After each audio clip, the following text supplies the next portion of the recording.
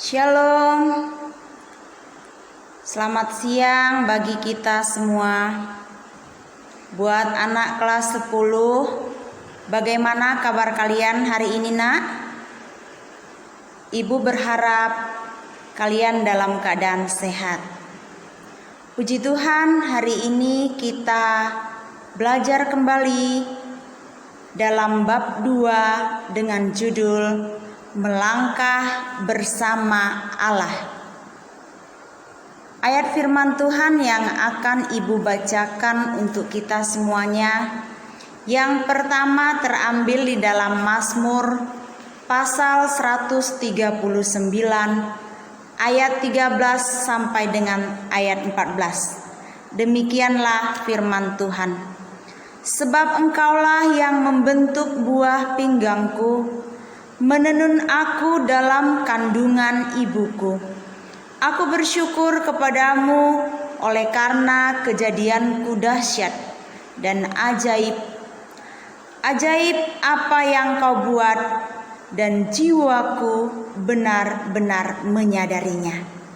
Namun sebelum kita melanjutkan pembelajaran kita hari ini, Ibu akan memimpin kita di dalam doa. Mari kita menutup mata kita, menundukkan kepala kita bersatu dalam doa. Allah Bapa yang bertahta di dalam kerajaan sorga, puji dan syukur kami naikkan kepadamu ya Tuhan. Hari ini kami kembali belajar ya Tuhan, pendidikan agama Kristen. Kami mohon kepadamu ya Tuhan, kiranya Engkau memberkati baik kami guru, baik peserta didik, diberikan kesehatan yang daripadamu ya Tuhan, sehingga kami dapat melakukan proses belajar mengajar dengan baik. Biarlah hari ini kami boleh ya Tuhan belajar dengan kasih, anugerah, pertolongan Tuhan. Dan Engkau juga memberkati anak didik kami, supaya mereka dimanapun berada tetap dalam keadaan sehat dan bisa melakukan aktivitas mereka seperti biasanya. Terpujilah namamu ya Tuhan. Inilah doa yang kami panjatkan kepadamu. Hanya di dalam nama Tuhan kami Yesus Kristus, kami sudah berdoa dan mengucap syukur kepadamu. Haleluya. Amin. Pada video pembelajaran kita hari ini, maka Ibu akan membacakan kembali di dalam kitab kita. Peserta didik bisa membuka Alkitabnya di dalam 2 Petrus 3 ayat 2 sampai yang keempat. Demikianlah firman Tuhan.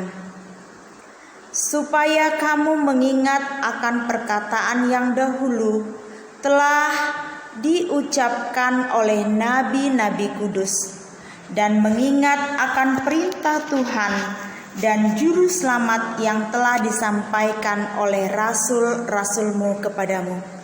Yang terutama harus kamu ketahui ialah bahwa pada hari-hari zaman akhir akan tampil pengejek-pengejek dengan ejekan-ejekannya, yaitu orang-orang yang hidup menuruti hawa nafsunya.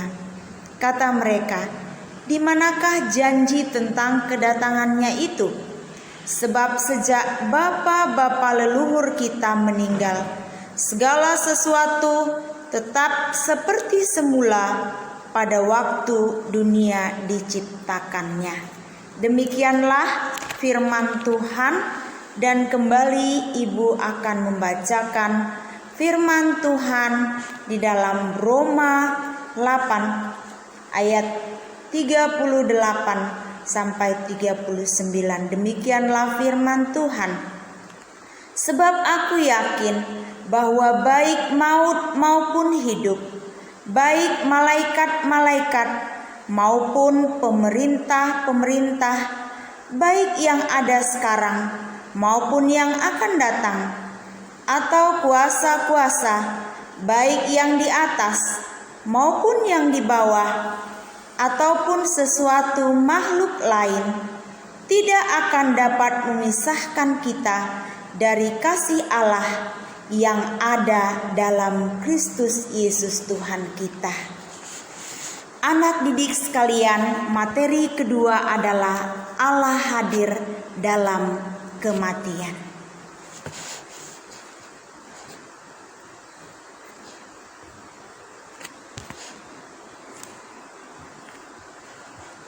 Adapun tujuan pembelajaran hari ini yang pertama adalah memahami bahwa Allah hadir setiap saat. Yang kedua adalah mengakui kuasa Allah yang memberi kekuatan, sukacita, dan damai sejahtera. Dan yang ketiga, mensyukuri penyertaan Allah dalam kelahiran, penderitaan, dan kematian manusia. Dalam buku daring kelas 10 bab 2, anak didik bisa melihat ada 3 gambar berita duka cita. Yang pertama, gambar 2.4, iklan duka cita bagi penganut agama Kristen. Yang kedua, gambar 2.3, iklan duka cita bagi penganut agama Islam. Dan yang ketiga, gambar 2.4, iklan duka cita bagi penganut agama Buddha. Apa perbandingan yang kamu dapatkan antara kematian Kristen dan dibandingkan dengan kematian menurut keyakinan lainnya? Kematian secara fisik bagi seorang pengikut Kristus justru menjadi pintu untuk masuk ke dalam kehidupan kekal, seperti yang diceritakan oleh Tuhan Yesus. Kalian bisa mencari dan melihat berita duka cita dari pemeluk agama Hindu, Konghucu, atau pemeluk kepercayaan lainnya. Secara umum, dapat dikatakan bahwa iklan duka cita bagi pengikut Kristus bukanlah berisi doa agar yang meninggal diterima di sorga. Menjadi pengikut Kristus dan tetap mengimaninya sampai meninggal sudah memberikan jaminan bahwa ia akan bersama Kristus di surga. Buku C.S. Lewis yang berjudul A Grief of Service. Buku ini membahas bagaimana iman Kristen menyoroti kematian. Juga buku yang lain yaitu The Problem of Faith yang berisi tentang penderitaan manusia sebagai akibat dari dosa. Lewis sudah kehilangan ibunya sejak masih sangat muda. Dan ini dapat dikatakan mengapa ia tumbuh menjadi ateis. Namun akhirnya ia bertobat dan menulis buku-buku tentang kekristenan. Allah hadir dalam kehidupan manusia ini, menyatakan bahwa Allah sangat peduli terhadap apa yang terjadi pada manusia, baik dalam suka maupun duka, senang dan susah, sehat dan sakit, lahir dan mati. Kita harus memahami rancangan besar yang Allah sedang siapkan untuk ciptaannya. Sproul dalam tahun 2009 menyatakan bahwa seluruh isi Alkitab menyaksikan Allah adalah kasih. Atas dasar kasih-Nya, Allah menciptakan dunia dan segala isinya. Dan pada akhirnya, pada hari yang ke-6, Tuhan menciptakan manusia menurut gambar dan rupa Allah, jauh melebihi ciptaan-ciptaan yang lainnya. Namun sayangnya, walaupun manusia diciptakan menurut gambar dan rupa Allah, kejatuhan ke dalam dosa membuat manusia merusak citra Allah. Tetapi dengan caranya yang ajaib, yaitu mengorbankan putranya untuk rela mati di atas kayu salib, dapat kita lihat di dalam Yohanes 3 ayat 16 yang berkata, "Karena begitu besar kasih Allah akan dunia ini, sehingga Ia mengaruniakan anaknya yang tunggal, supaya setiap orang yang percaya kepadanya tidak binasa, melainkan memperoleh hidup yang kekal."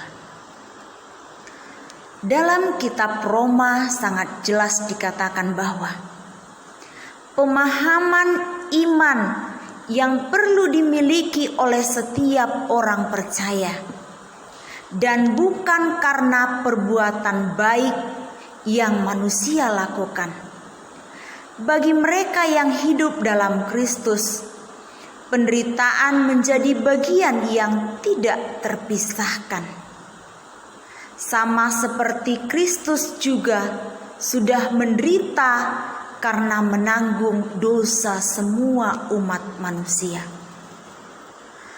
Rasul Paulus mengingatkan bahwa penderitaan karena mempercayai Yesus Kristus tidaklah sebanding dengan kemuliaan yang akan kita terima ketika kita bersama-sama dengannya di sorga.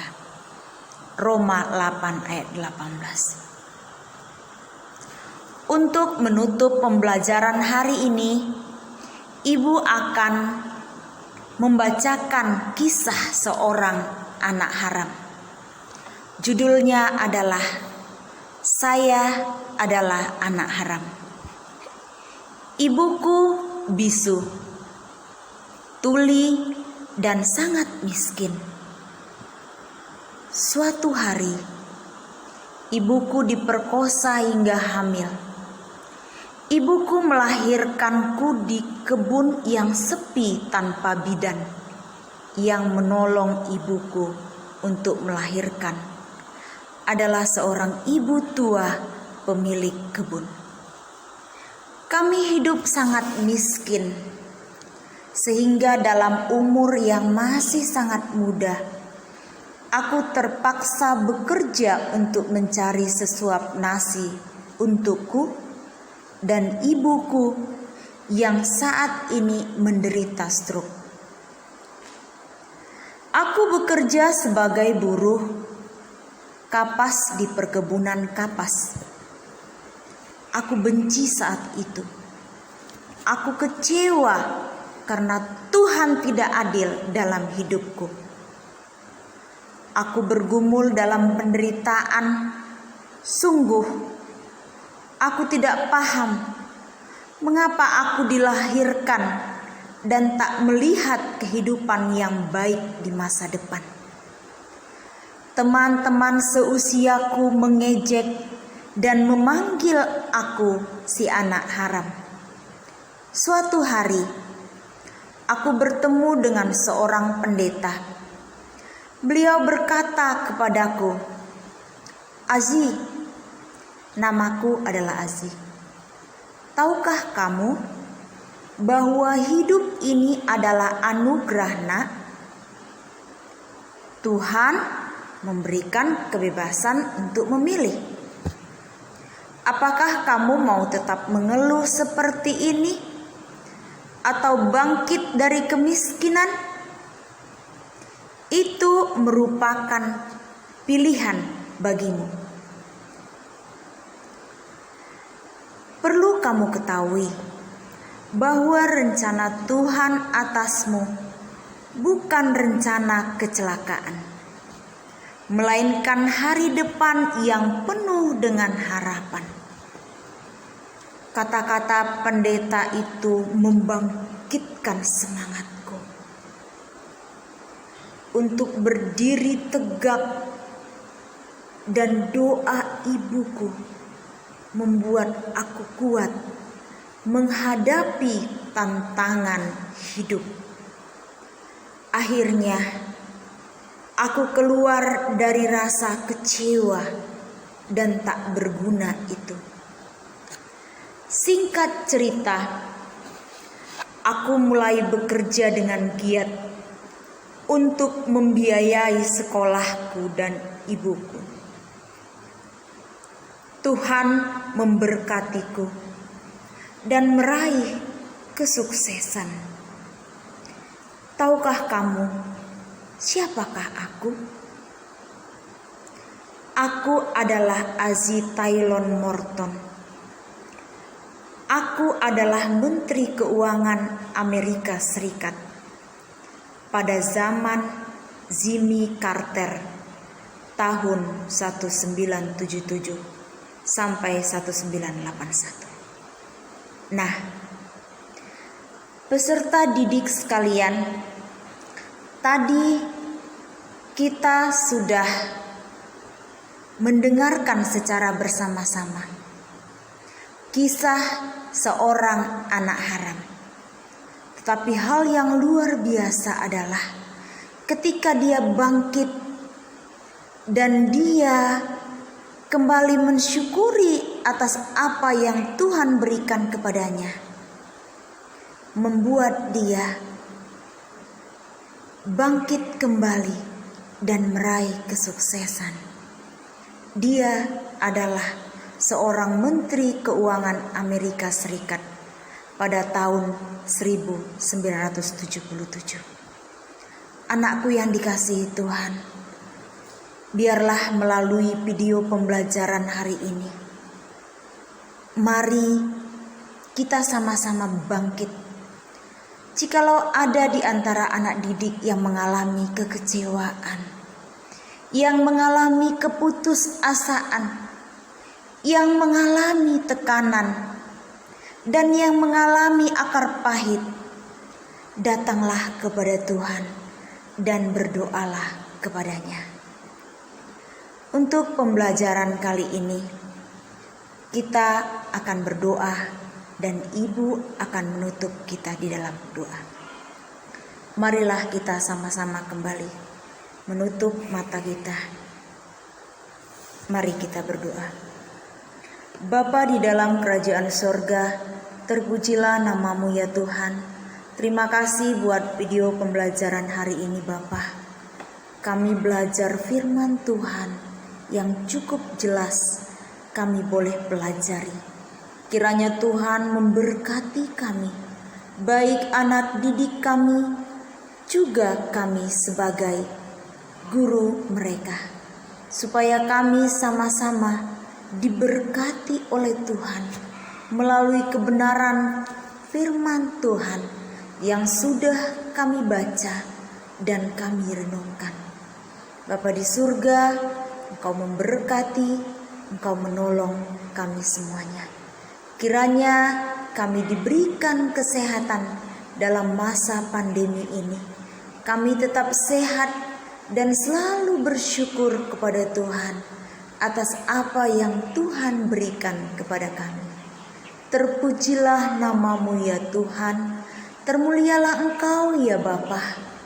Inilah doa yang kami naikkan kepadamu hanya di dalam nama Tuhan kami, Yesus Kristus.